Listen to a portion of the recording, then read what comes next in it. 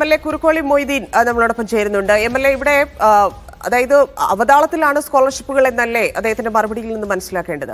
തീർച്ചയായിട്ടും മന്ത്രിക്കും ഗവൺമെന്റിനും തന്നെ ശരിയായ ഒരു സംസാരത്തിൽ പോലും ശരിയായ രീതിയിലല്ല ഈ പ്രതികരണങ്ങൾ കാണുന്നത്. ഇന്നിപ്പോ നിയമസഭയിൽ പട്ടികജാതി പട്ടികവർഗ വിഭാഗത്തിന്റെ സ്കോളർഷിപ്പ് മറ്റ് ആനുകൂല്യങ്ങളുമായി ബന്ധപ്പെട്ട വിഷയത്തിൽ വളരെ മോശമായ പെരുമാറ്റമാണ് ഭരണകൂടത്തിൽ നിന്ന് ഉണ്ടായിട്ടുള്ളത്. ഇതിന്റെ പേരിൽ സഭ ബഹിഷ്കരിക്കേണ്ടി വന്നു UDF-ന്. കൃത്യമായിട്ടുള്ള ഉത്തരവോ കണക്കോ ഉണ്ടായിരുന്നോ?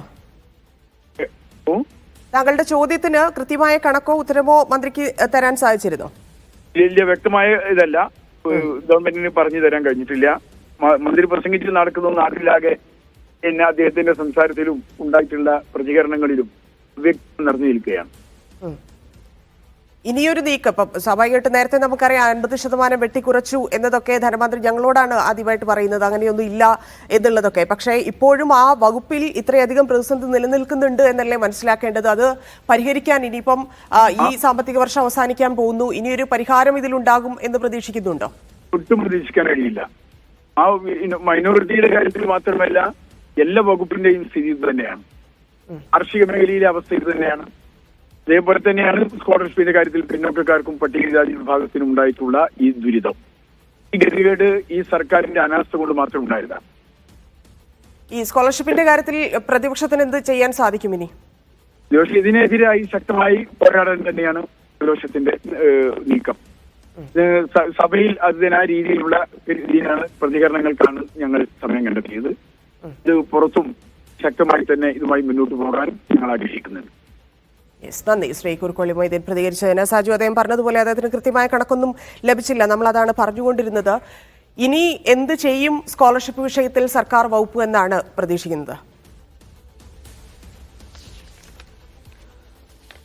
ഇതിൽ വി അബ്ദുറഹ്മാൻ നൽകുന്ന മറുപടിയിൽ അദ്ദേഹം ഒരു കാര്യം വിശദീകരിക്കുന്നുണ്ട്. ഇതിൽ സ്കോളർഷിപ്പുകൾ അനുവദിക്കാനുള്ള നടപടികൾ നടന്നു വരുന്നു എന്നുള്ളതാണ് അദ്ദേഹത്തിന്റെ ഒരു വരിയിലുള്ള വിശദീകരണം. അതായത് ഇതിന്റെ നടപടിക്രമങ്ങൾ ഇപ്പോഴും പുരോഗമിക്കുന്നതേ ഉള്ളൂ എന്ന് വേണം അദ്ദേഹത്തിന്റെ മറുപടിയിൽ നിന്നും വായിച്ചെടുക്കാൻ. അത് എത്ര വേഗത്തിൽ സർക്കാർ കൊടുത്തു തീർക്കും എന്നതടക്കമുള്ള ചോദ്യങ്ങൾ ഉണ്ട്. ഇക്കാര്യത്തിൽ നിരന്തരമായി സർക്കാരിന് വീഴ്ചകൾ സംഭവിക്കുന്നുണ്ട്. കാരണം 3-4 മാസങ്ങൾക്ക് മുമ്പ് ആസൂത്രണ ബോർഡിന്റെ പ്ലാൻ സ്പേസിലെ കണക്കുകൾ തന്നെ ഉദ്ധരിച്ചുകൊണ്ട് ന്യൂനപക്ഷ ക്ഷേമ പദ്ധതികൾ അവതാളത്തിലാണ് എന്ന കാര്യങ്ങളൊക്കെ അടക്കം ചൂണ്ടിക്കാണിച്ചതാണ്. അപ്പോൾ അതിന്റെ നടപടികൾ നടന്നു വരികയാണ് എന്നാണ് അന്നും വിശദീകരിച്ചത്. പക്ഷേ സ്കോളർഷിപ്പുകളിൽ ₹1 പോലും അനുവദിക്കാതെ പ്രധാനപ്പെട്ട 3 സ്കോളർഷിപ്പുകൾ ഈ സാമ്പത്തിക വർഷം അവസാനിക്കുന്ന ഘട്ടത്തിൽ പോലും എത്തി നിൽക്കുന്നത് എന്തുകൊണ്ട് എന്നതിനകത്ത് നടപടിക്രമങ്ങൾക്ക് വീഴ്ച പറ്റിയത് ആർക്കാണ് എന്നുകൂടി വിശദീകരിക്കാൻ സർക്കാർ തയ്യാറാവേണ്ടതുണ്ട്. കാരണം ന്യൂനപക്ഷ സ്കോളർഷിപ്പുകളുടെ കാര്യത്തിൽ പദ്ധതി വിഹിതം വെട്ടിക്കുറച്ചപ്പോൾ മറ്റ് സ്കോളർഷിപ്പുകളിൽ തൊടാതിരുന്ന സർക്കാർ അതിൽ മാത്രം കൈവച്ചത് വിവാദമായിരുന്നു. വിവാദമായപ്പോൾ അതിൽ നിന്നും പിന്നാക്കം പോകുന്ന നിലപാട് നമ്മൾ കണ്ടതാണ്.